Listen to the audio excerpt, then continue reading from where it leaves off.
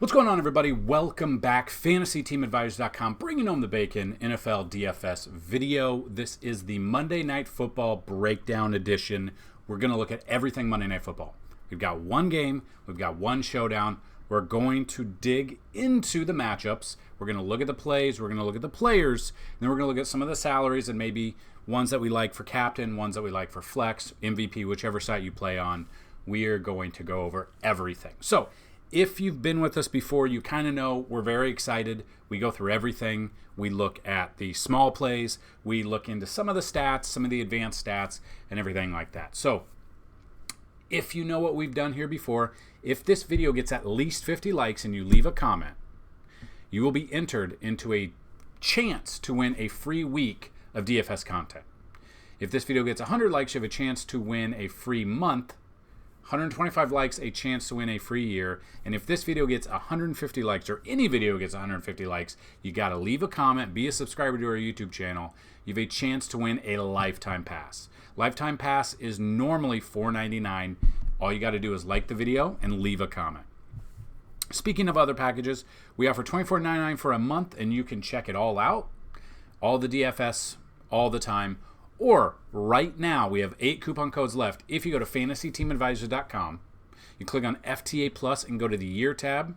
Normally $199 if you use the promo code Thursday. All one word, all capital letters. Thursday, you're going to get a year pass for $75. We have 8 coupon codes left, so don't miss out on that. That being said, just kind of look at the Vegas numbers real quick. Now, this is as of the making of the video. It can change. I will update this throughout the day Monday. But we just look at this. We see currently that we've got a 51 over-under for the Chargers-Cowboys, opened for 47.5, and the line has moved up with the over-under, and the line has moved down for the Cowboys to be favorited. So I think it moved because Eckler's no designation, good to go there. Open at -2.5. The making of this video, Cowboys are only 1.5 point favorites. Chargers defense is bad, but the Cowboys defense is supposed to be good. We saw what they did against the 49ers. They got absolutely demolished against the 49ers last weekend. I'm not saying it's going to happen again, but Vegas thinks this is going to be a higher scoring game, 51 as of the making. So we will continue to watch this trend. We will look at the plays that make sense. We'll look at everything. So I'm kind of excited for this game, but at the same time, previous few years, primetime games, for the most part, not saying like last weekend. Last weekend, yeah, I guess it was an exciting game if you're a 49ers fan, but if you're a Dallas fan, they weren't putting up the points you thought we'd get. Hopefully that's not the case here. We know that Dak, he's got targets to throw to. Chargers defense is pretty bad, and we're going to look at everything. So that being said, as of the making, we got a 51 over-under, a -1.5 for Dallas. Kind of watch this trend, and you can kind of see how to make your player pool through there. So that being said, we're going to look at the matchup tool. We've got Dallas and okay, it should be good to go on the screen. We should be able to see everything. But just kind of looking at this, we got Dak Prescott. We know what we're getting out of him. He is rushing a little bit. 7% of all the snaps he's played this year, he's rushed. Last week was 5.2. But he's going up against the Chargers. Chargers defense, if you look at this and you break it down a little bit, on DraftKings, they rank 29th against the opposing quarterbacks. So 29 out of 32 means they are not good. FanDuel, it's 27 out of 32, but we still have great options there. Then we bring it down to the running back position. You got Tony Pollard, Rico is what I would look at, unless, they get up real big. Then we could maybe think about Deuce Vaughn. Don't think it's really going to be in that situation, but it could. Again, crazier things have happened. So if you look at this, overall, the Chargers defense against the running backs, 22 out of 32. So they're the bottom half in there as well. Then we get to the wide receiver position. We know what's been in the news with Jerry Jones. Now, Jerry Jones, he's might be the most question of the day. Is Jerry Jones the most annoying owner in all of sports?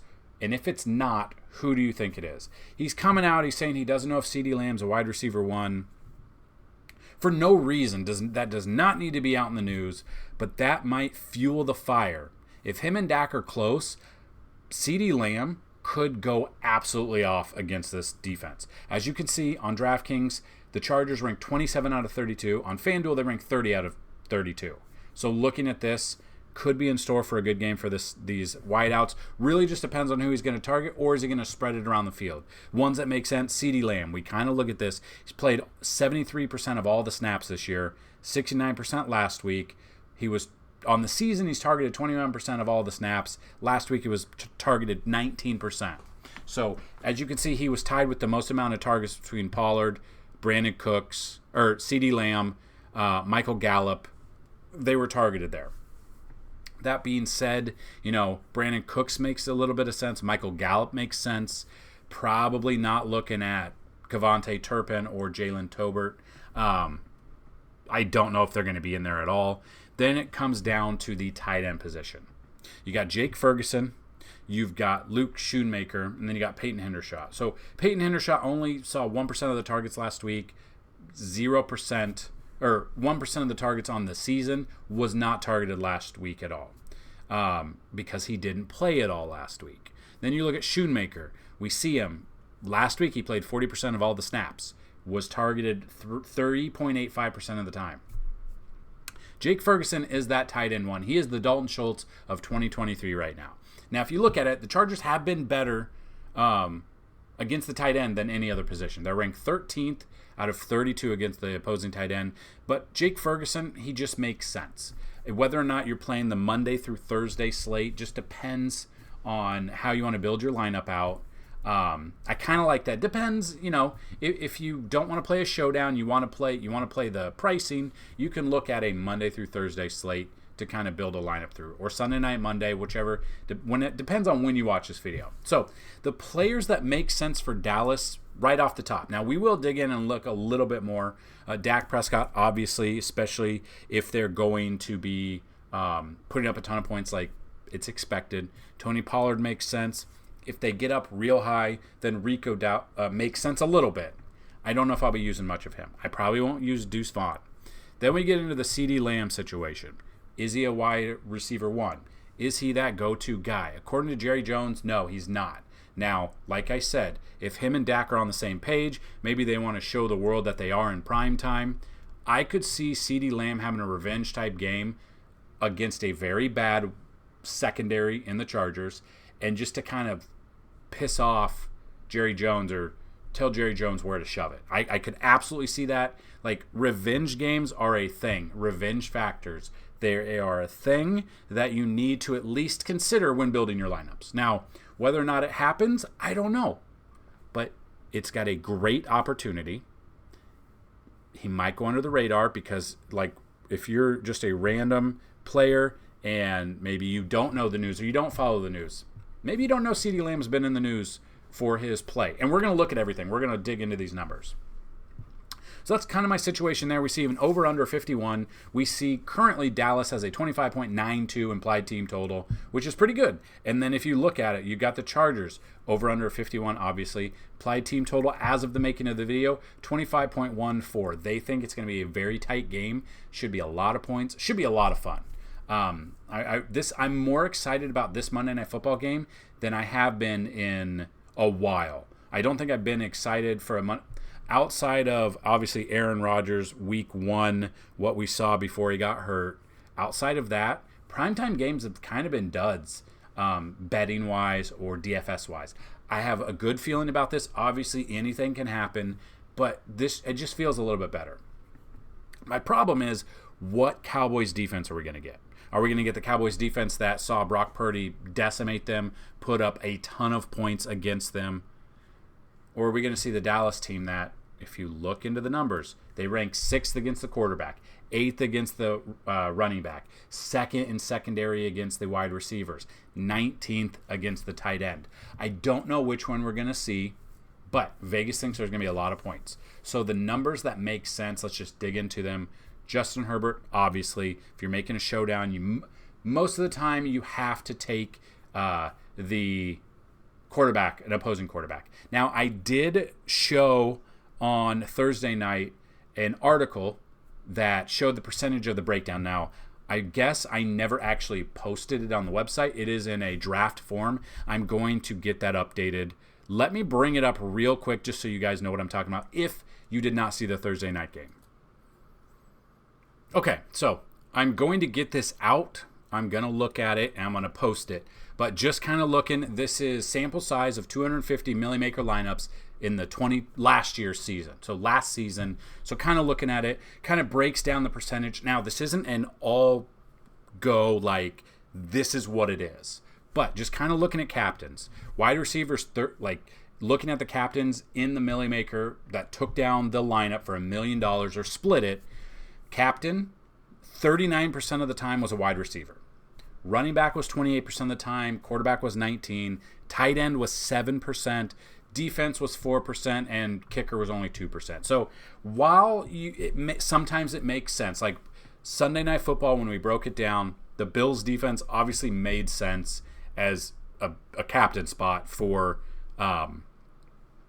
what we were looking for against Tyrod Taylor and the Giants.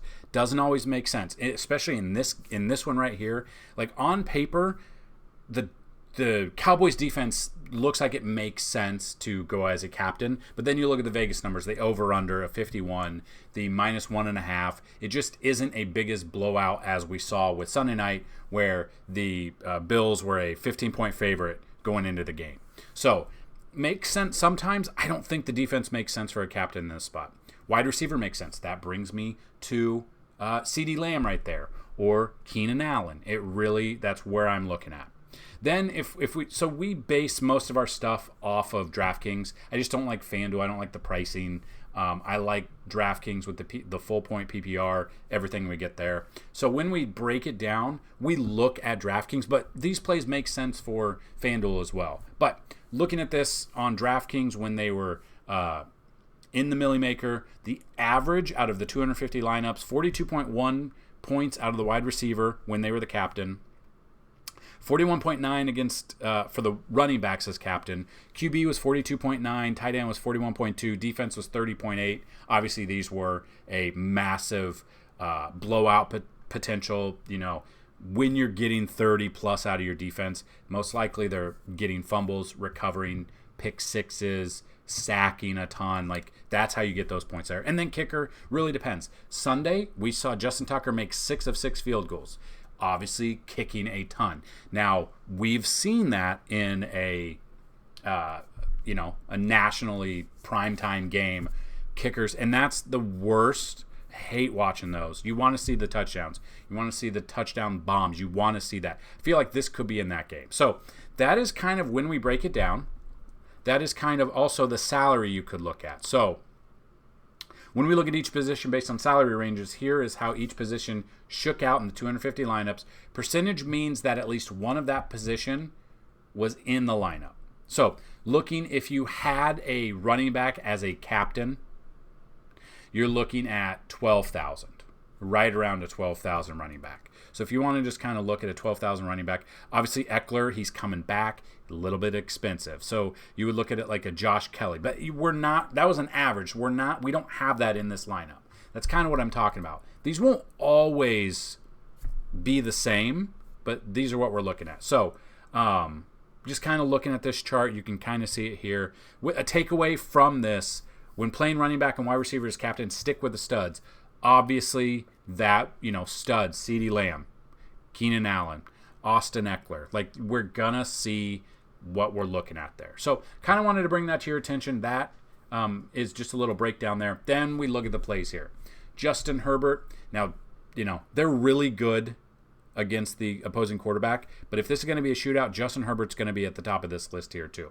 Austin Eckler making his second start of the year. Got hurt in week 1, I believe?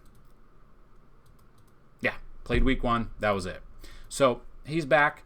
Kind of spills away Josh Kelly. I don't really want him. I don't want Isaiah Spiller. I don't want Dotson either. Now, so the Chargers are coming back off of a break. They had a bye week last week. So Keenan Allen was putting up some points before the break. He's back. He makes sense as a captain. He makes sense as a flex. I think you have to have Keenan Allen in here. Josh Palmer did get a injury designation in the middle of the afternoon on Sunday. That is definitely something to look at. Quentin Johnston would obviously get a bump if Josh Palmer is out. I'm okay with that. Probably not much about Keelan Doss we're seeing they're not playing much. I don't know if they're even going to be active. We will look, and we'll kind of see about this. So you can see Josh Palmer, last time they played 2 weeks ago, 33.3% of the targets all went to Josh Palmer. So he does have an injury designation. That is definitely something to look at.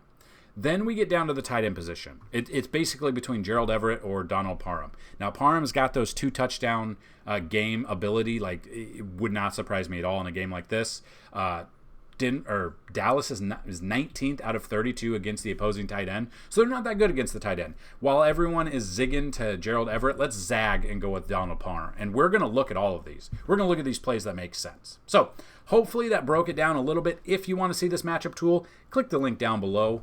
Go check it out. So let's just take a look at the captains that make sense. Obviously, Eckler makes sense as a captain. He's very expensive. He's not as expensive as Patrick Mahomes or Josh Allen were, respectively, in Thursday Night Football or Sunday Night Football. He's about $3,000 less than what they were, but he is expensive at $16,800. He's coming off. He has not played since week 1. He was injured. Should be good. Should be good to go here. Shouldn't be a limitation. Again, we know that Eckler is injury prone. That is the problem with Eckler. At any given time, he could get hurt again. But we can't play scared. We got to play like he's going to play the whole game. We got to play like he's Christian McCaffrey, not on Sunday because he did get hurt, but Christian McCaffrey when he put up 50, when he put up 4 touchdowns a couple of weeks ago. We got to play it like that. If this game's going to be a shootout, you know Austin Eckler is going to be in that box score, 1, if not 2 touchdowns. What I like about him, he runs it. He also is part of the passing game as well. So he's not really a blocking running back. He is a pass-catching back. We saw 16 attempts in the one game. We saw 117 yards and a touchdown.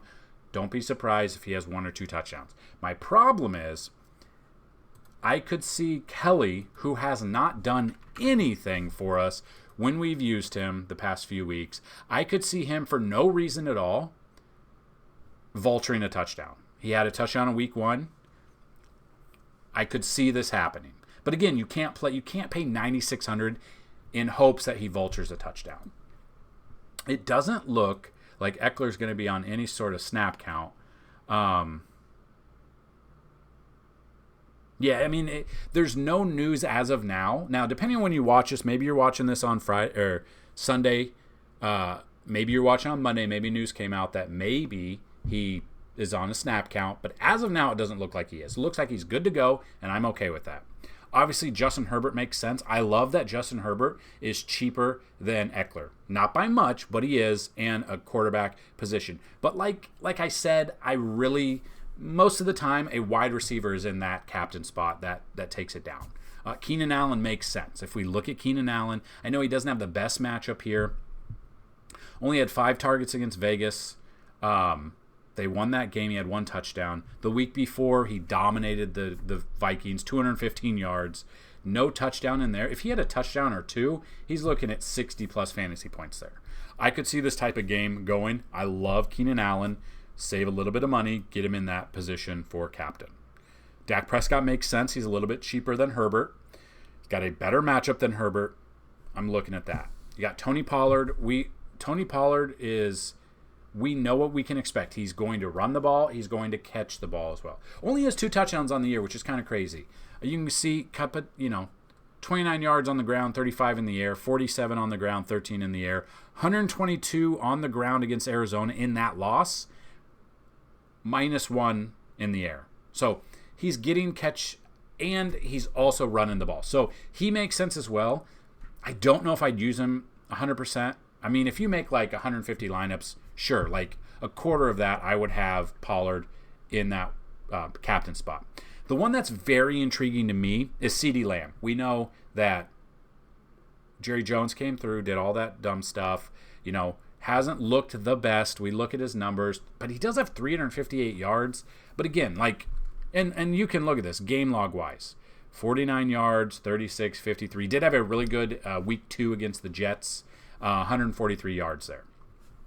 That was his best week. Now he's gone down. The targets have gone down the last 3 weeks by 1, but they have gone down. He is rushing a little bit, maybe end arounds and stuff like that. I get that. Only has 1 touchdown. This just feels like one of those revenge games type out of him. I absolutely love CeeDee Lamb as a captain spot. And at 13.5, I mean, you save money. Save about 3,300 if you don't go with Eckler. And then we've got to go down a little bit. So Josh Palmer makes sense. He is questionable, a groin injury. So, he practiced all week, and this popped up on Saturday at some point. So this is definitely something to watch. 10,500 for a wide receiver that has a groin injury might be too rich for my blood there. So if Palmer is out, that obviously brings up, like we said, Quentin Johnston. We see that he saw 12.5% of the snaps last time they played, which obviously was less than Palmer. But if Palmer's not 100%, if he is out there, I could feel Palmer being a more of a decoy, and we'll kind of look at that. So Quentin Johnston does make sense to me at 6,300. If you want to go crazy and put him as a captain, I'm okay with that, but he's more of a flex play for me completely. And then Josh Kelly, I don't trust him enough to be a captain. If we look at that for looking at the captain spot. We look at the pricing here. We've got down here Palmer's 10,500, Kelly's 9,600. We go to flex. That brings Kelly down to 6,400. Palmer's 7,000. CeeDee Lamb is 9,000 compared to his 13.5 as a captain. So we look at that. We kind of build through. At the end, we'll kind of build one and just see if we feel good about it. Brandon Cooks, we kind of look at Brandon Cooks. Hasn't really done much this year. Doesn't have a touchdown. We know that when he is healthy, he feels good to have in your lineup.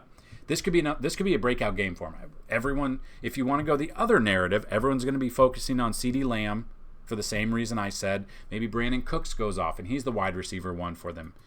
Maybe not. Still looking. I mean, Gallup is in here. Gallup is down to 2,800 as a flex. He's not. I mean, you can see targets are there, the yards aren't there, but kind of at 2,800. He's not a bad option. Obviously, you'd love to see more than 2 receptions. We'd love to see 6 for 7 for 92. If this is a shootout at 2,800, I mean, obviously he makes sense. A little bit. Dallas, if you think it is not going to go over and it's going to be a primetime under like we've seen. Obviously, they did not have a good game against San Francisco. Had a really good game against New England at 27. Not a good game against Arizona, which was a shock to everybody. Middle of the road here against the Jets was definitely a shock. And then, I mean, the Giants week 1, 40-0. That wasn't a shock against the Giants. It is a little bit of shock. But, I mean, we look at this. I don't know what we're going to get. I don't feel like the Dallas Cowboys, I don't feel like a defense is going to take down the Millie Maker in this scenario for Monday Night Football. So, I would look at the Cowboys as if I'm making multiple lineups, I'm okay with them as a flex. I'm not okay with them as a captain. Same thing with Chargers. There's no way I'm putting the Chargers as a captain spot. We kind of just look at them. I mean, they had a really good game against Vegas, their best game. They had an interception. They had 7 sacks, 17 points allowed. They had a really good game against Vegas, which was Aiden O'Connell. And everyone was on them. But at their price, I'm okay with that. They make sense if you think Dak is going to throw a couple interceptions there. So just digging into the quarterbacks to see. Obviously, Herbert coming in makes sense. I don't know if I'd use him as a captain, but makes sense as flex. I mean, only had 167 yards in week 4. Now, he did hit his finger. He fractured his middle finger on his non-throwing hand. Again, that is his non-throwing hand, which is definitely a plus there. Should be good to go. But again, like we know defenses do dirty tactics. It's fractured, so they're going to tape it heavily. But what's to say that, the Cowboys don't just start swinging at that finger and try and take that finger out. And then it could take Herbert out. I don't think it's going to happen. That back of your mind, that could happen. But, got hurt there, came back, not the best game with yards, 167 yards, but had 24 fantasy points. He's rushing. He's thrown. He rushed for 2 touchdowns. That's where his points came last week. Minnesota, 32.3. Tennessee, 25.2. Miami, 20.92. Love Herbert. Not 100% if I like him in the MVP and captain, but I'm okay with Herbert as a flex there. It's kind of the same thing with Dak. Which Dak are we going to get? did nothing last week, 153 yards, 3 interceptions. We're not going to see that all the time. But again, San Francisco's defense is really good. Chargers defense, not good. Kind of some down. I mean, he's not really had a big day. Now, people might see that and not use him. That's where I'd use him. So if we go like Dax here, we go... Let's go captain. Let's just say CeeDee Lamb because of what we've talked about. And then our flex spots. What do we feel comfortable about? You got Ferguson, like I said, 77 yards, 7 for 7 targets there. He's getting targeted. He is the target there. We build around. We do the defense, whatever you want to do. Then we get down to, does any of this make sense at the 200, at the 500? Not really. Tolbert, I guess, didn't do anything there. He's got 4 targets and 50-plus yards there. At his price, 200, maybe. We're digging down. If you were playing multiple lineups, if you're playing like 20-plus lineups, this makes sense a little bit. Tolbert would make sense at 200. Other than that, you get down here and they're not playing. They're not even on the active roster. You got Deuce Vaughn here at 1,000, but, he's not doing much. You probably aren't going to see him unless it's a massive blowout. It'd be Rico over him at 2,000. But again, he's seen his fair share. Obviously, week 1, it was a blowout. He was in there. Didn't do a lot with it. He was in there. Kind of the same thing with the Jets. They were up 20. Arizona, they had to come from behind. He was targeted a little bit, had a touchdown there. He doesn't really make sense. Spiller doesn't make sense for me. Parham makes sense. I kind of like him. He does have a questionable tag, but he was a full participant Thursday, Friday. Should be good to go. We see that he had 2 touchdowns in week 3 against Minnesota. He makes sense as a cheap option there. So now that kind of allows us to go here and go Herbert. Then we can, we get Keenan Allen. Like, that is a lineup that I'm going to put in there. That is just something that I look at when you build it around. So if that's something you enjoy, we can definitely look at it. And you can flip-flop. Let's say, so CeeDee Lamb is 13.5 as the MVP or captain. And let's say we take Keenan Allen out. So Keenan Allen as a captain is 15.9, which then makes it kind of hard to build through unless you go with a Kelly or a Palmer there. So that's kind of, and that's just building through. I think you probably want to have both quarterbacks in this game, especially if it's going to be a shootout. Then we build it around. So I'm still kind of sticking with CeeDee Lamb there, and then we can get like that. I feel like that's a confident lineup in there. Will it take a milli maker? Probably not. But just that's my mind. I know a lot of you that watch this, you kind of like to see what's in my mind and what we're working with. It's kind of what I'm looking at right now. So I don't mind that. If you have questions, let us know down below. Leave a comment. Hopefully we're able to help you. If you haven't already, go check out our Discord channel. I throw some sports bets in there as well. And I'll put that link down below for the Discord as well. So good luck on this Monday Night Football. Let's bring home some bacon together. Peace.